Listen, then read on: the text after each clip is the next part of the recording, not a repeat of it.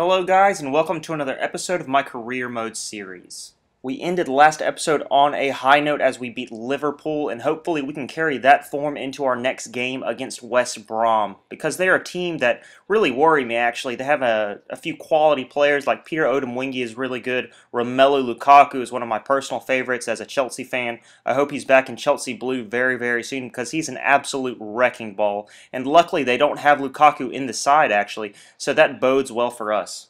But we would start this game very strongly, and it would be our Flying Dutchman, Jeroen Lumu, who would get us off the line with a goal. He would have a ferocious right-footed shot into the top netting to make it 1-0. Bravo, Jeroen Lumu.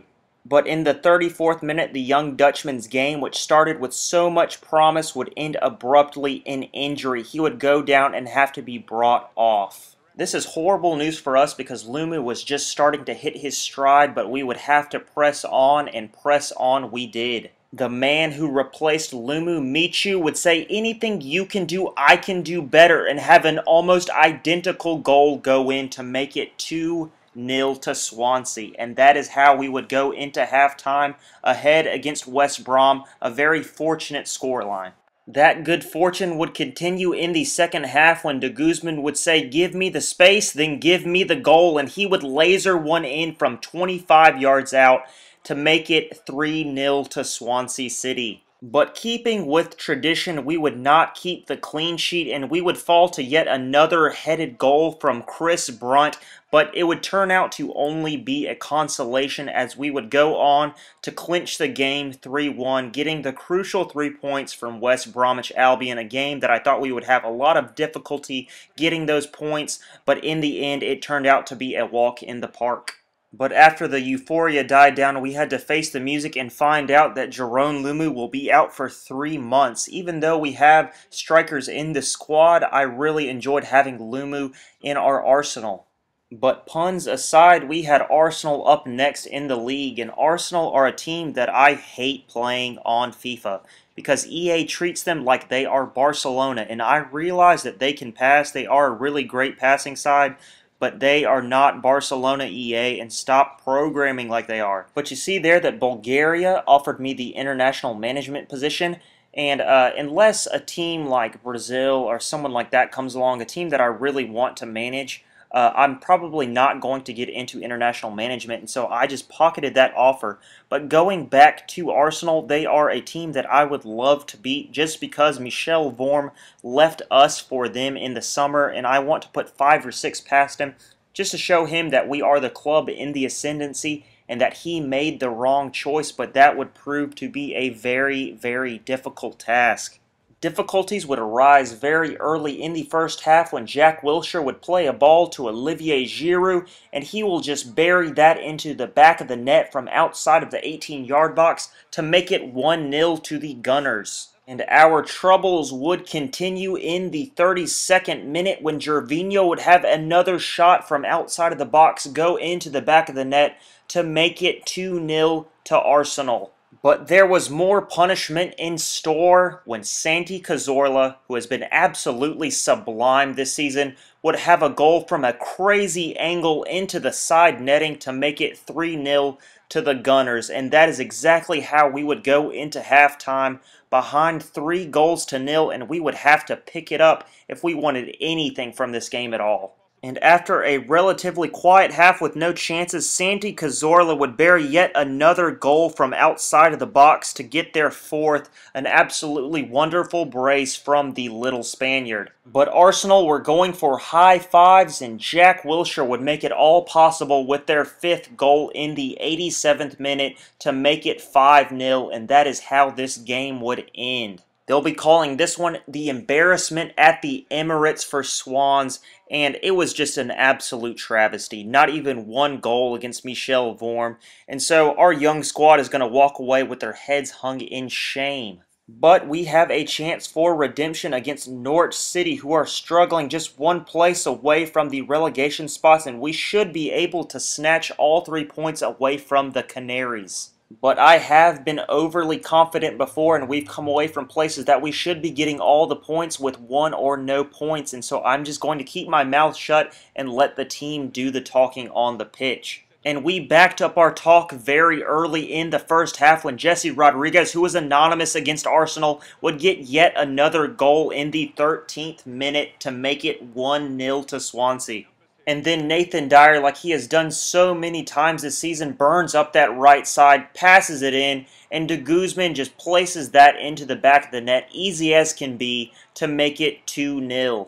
But we were not done there. Michu would have a ferocious left-footed shot go into the upper 90 to make it 3-0, justifying his place on the team sheet in Lumu's absence. And we would go into halftime smelling like roses, and it would only get better from there. Jesse Rodriguez, weaving some magic, has a shot. The rebound would fall to Michu, and he would put it into the back of the net for his second of the game in the 69th minute. But sadly, the injury bug raised its ugly head and claimed one of our most valuable players, if not our most valuable player. Jesse Rodriguez has to come off, and a big fat tear rolled down my little face. And the clean sheet gods would not be looking upon us with favor, and Steve Morrison would get that goal to make it 4-1 in the 92nd minute, and that is how it would end 4-1. A really great scoreline for us, but I would have really loved to have that clean sheet against Norwich City. And with another win comes another injury. This time it's Jesse Rodriguez, who will be out for a month, along with Jerome Lumu, who will be out for 3 months. But with that bad news, we also get some good news with our monthly scout report. If you've been following the series, you might remember that we sent a scout to France, and he's been picking up a couple of really good players for us. I just want to take some more time to see if they're really the right players for us. I get rid of players that have, I think, under 87 or 88 potential, just because I want to sign superstars for the team that are really going to become something great in the future, and I don't want players that are just going to be mediocre or average. But next up, we have a game against Spurs, and on FIFA 13, they are a really, really good team. They have people like Gareth Bale, Adebayor is really good on here, Jermaine Defoe, Hugo Lloris is just an absolute beast in between the sticks, and so they're going to be a team that we're going to have a lot of difficulty beating, and a lot of difficulty getting those 3 points. But we would be very unlucky not to go ahead late in the first half after Michu was unable to pounce upon some confusion in the Spurs defense, and we would go into halftime level at 0-0. But Michu's recent luck would return in the second half after he would have a ferocious left-footed shot go in off the crossbar to make it 1-0 to Swansea City. But just like so many times before, our lead would be short-lived. This time it would be Emmanuel Adebayor rolling that into the back of the net to make it level at 1-1. But this Swans side, showing so much character and determination, would fire back in the 78th minute. On the wing, Michu finds Wayne Routledge, who fires one in just like Michu off the crossbar to make it 2-1 to Swans. But this roller coaster was not over, and Gareth Bale would find Jermaine Defoe, who just slides that one in at the near post to make it 2-2 in the 90th minute. But sadly, that is how this one will end, 2-2, just a point at White Hart Lane. I can't be too disappointed with that result, seeing the quality that Spurs possess, but it's still hard to take. But there is no rest for the weary, and up next we have Manchester United, the Red Devils. And even though it says that Jesse Rodriguez is returning from injury, I don't want to risk injuring him further. He still has the Band-Aid beside his name, so I'm not going to risk starting him against the Red Devils, who are surprisingly underneath us in the table right now, but that doesn't make them any less of a threat.